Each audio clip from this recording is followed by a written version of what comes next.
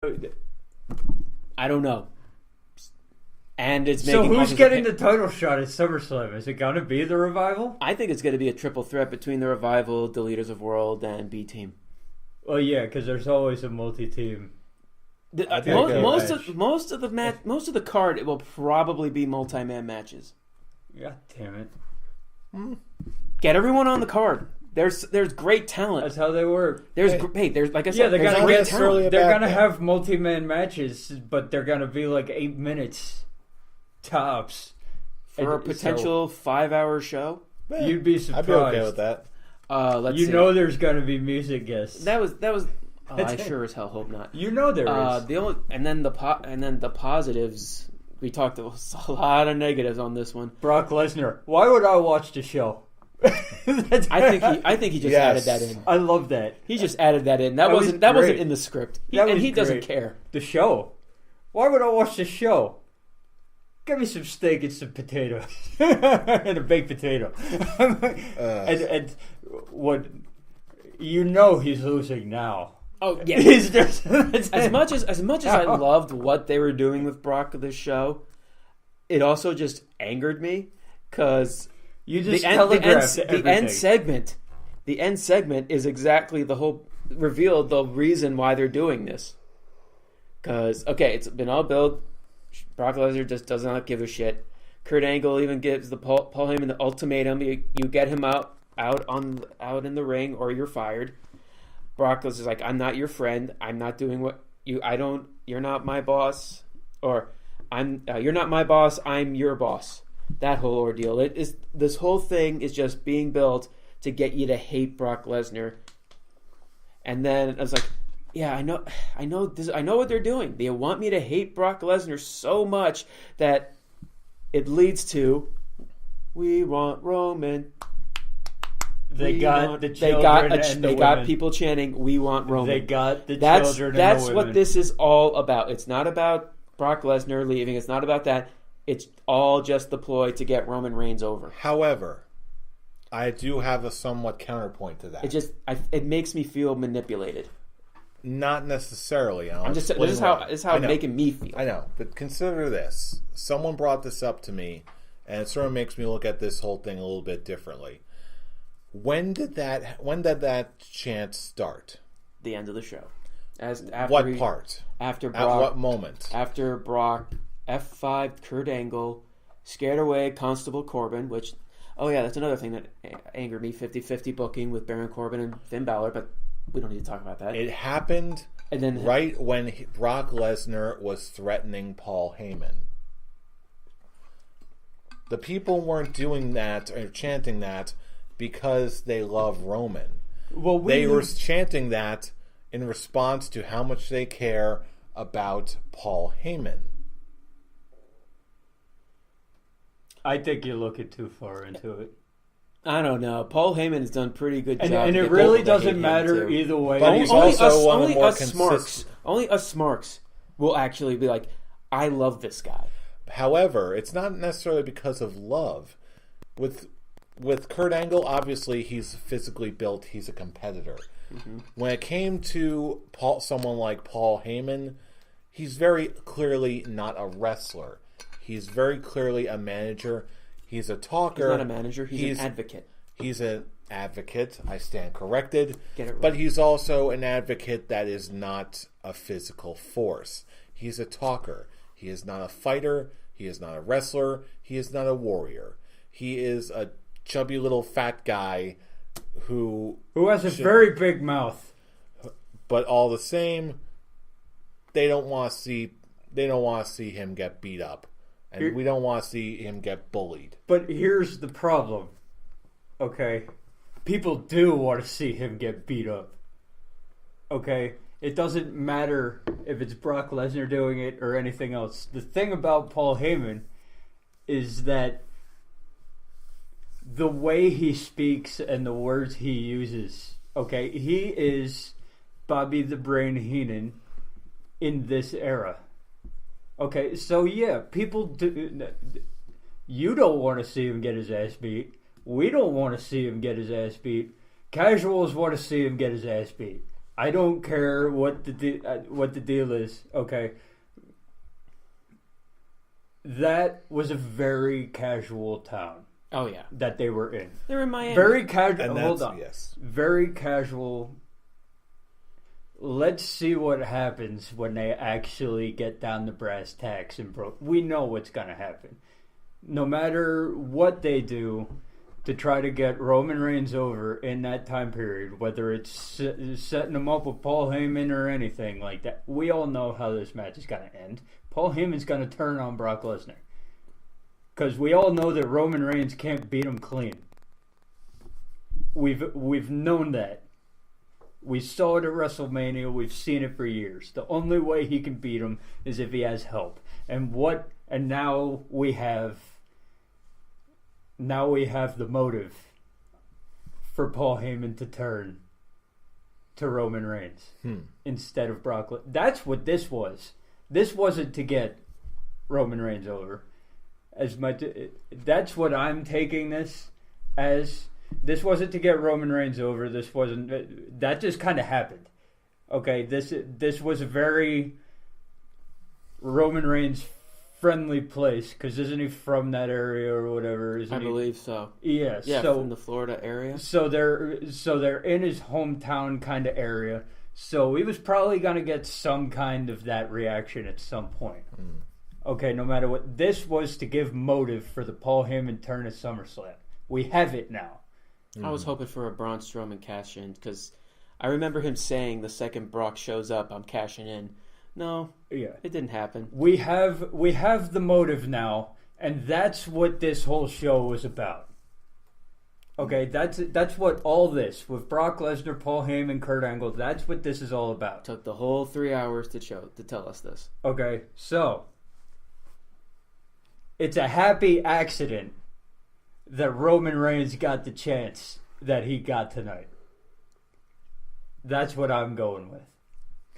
Yes, and like you said, these next couple weeks are really going to cement and really make it very clear what position the WWE is going to put everybody in. But in the meantime, we also have this week in SmackDown Live, which also had a storyline throughout the entire show. Yes. But you know what? I was more invested in this one. Well, it's the one women's storyline throughout all WWE that I actually really give a shit about. It still kind of pisses me off, but I'm still invested in it. And that is the fight that Becky Lynch is trying to get to reclaim the SmackDown Women's title just for Charlotte Flair to return and get that same exact opportunity. Hey, guess what? Another build-up. I know what's going to happen. Okay, that's it. What's going to happen, Brian? This is the impetus for the Becky Lynch heel turn. Becky Lynch, her expression at the end of the show was just look fantastic. At that. Like the Charlotte out for months. Okay, comes back, immediately gets a title shot that was already Becky Lynch's. Not even just she already had it cinched. She pretty much is like, it's not even just she wasn't handed a title shot. It's like she's given an opportunity for that title shot. Yeah, it's like I've went through all this shit for months. I've beaten everyone who's put in front of me. I beat the champion. The championship match is mine. Then I'm stupid and trust the champion when James Ellsworth's music comes out. And actually, her opening promo was awesome. It was like, yes, it felt, and I actually think it was very real because she was even pointing out that she was in that funk. She was in the lower rank of the SmackDown Women's division for such a long time, and that she's clawing, she's fighting, she's going through the entire roster just to finally get that opportunity to be SmackDown Women's Champion again. Like at that point, you are all for her. Yeah, I'm not saying the promo was bad. I never said it was bad either. I'm not. I liked it. I wasn't saying you were saying it was bad. Shame on you. I'm not. I'm still I'm just saying sitting here she liking was. things. I'm still saying she was stupid for the obvious reason. Carmella comes out, doesn't cut a bad promo herself. That promo was... It doesn't say much, okay, but it's one of the best promos she's cut while being a champion. That doesn't say much. I know that. But with the story that Becky told, okay, it works and it puts it together. It didn't bring the segment down. What brought the segment down was she offers her hand. Becky Lynch does the obvious thing and said, no, fuck off. That's it. And then the music hits. You just said no to the heel champion's handshake. And you let her get behind you. That's just typical babyface booking. With That's WWE. just typical babyface Y'all booking, dumb. but it's like it's still stupid. It's like So that's you... the thing. How WWE books babyfaces, they're just complete idiots. I'm still calling you stupid. I love you, but you're still stupid. You're stupid. I love you, but you're stupid. So she attacks. Out comes Charlotte, and that is what gets Charlotte a chance at the title shot. And you know from the moment that they set this match up that Charlotte's winning. Come on. There's anyone who thought differently. Come on. This is how storylines work. And I know it's going to work out for the best in the long run because we're going to get heel Becky Lynch versus face Charlotte Flair for like the entire winter, for the entire fall and winter, and I'm perfectly fine with that. Mm-hmm.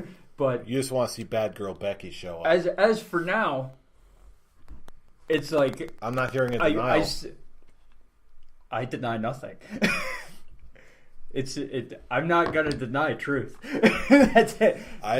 With that truth, I don't want you to ever get on my case for enjoying a Sasha Banks match again. Anyway, continue.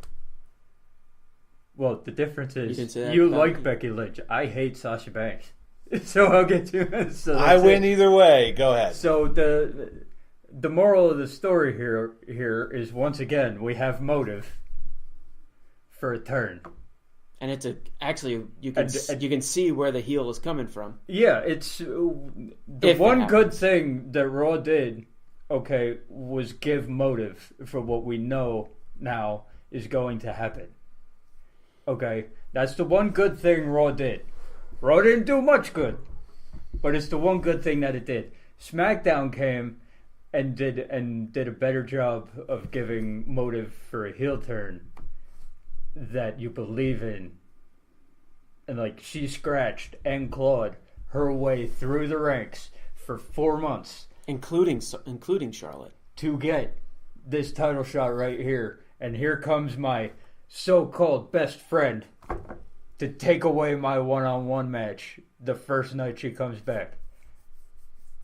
I'm like, I see Becky Lynch winning at SummerSlam, Charlotte trying to celebrate with her, and Becky Lynch just going apeshit and taking her out, and we get the mandatory SummerSlam heel turn that we get every year. So that'll be the one, and I'm here for it. Anywho, that was not the last thing we saw on SmackDown, or at least not the least to talk about. Do we want to get the orgasm out of the way first? It was a sexy tag team match. Do we want? I figure we get the orgasm out of the way first. I'm not gonna lie. I want to sit at that pancake announcer's table. Yes. I love the fact that the New Day was sitting at that new table and Byron Saxton was looking over at them like a proud father. Like, look at what I've done. But when it came to the tag match, these two teams are just naturals together. It was just perfect tag team match. Cesaro pulling that beautiful, beautiful uppercut on whichever Uso he did it on Uso number 1, while Uso number 2 gets countered by knees up to his chest and a roll up. And as I said last week, the Bar versus the New Day for the number 1 contender spot for the Bludgeon Brothers SmackDown Tag Team Championship. And in my honest opinion, we've seen the New Day and Bludgeon Brothers already. We've seen the Usos and Bludgeon Brothers we're already. Getting the Bar. I want to see the Bar versus the Bludgeon Brothers. In all seriousness, that is a very likely scenario and one I'm very happy with. Oh, and I'm happy too. I'm going to say it. And I'm making it clear I can't hide it. Oh God. Okay, The one thing you can count on.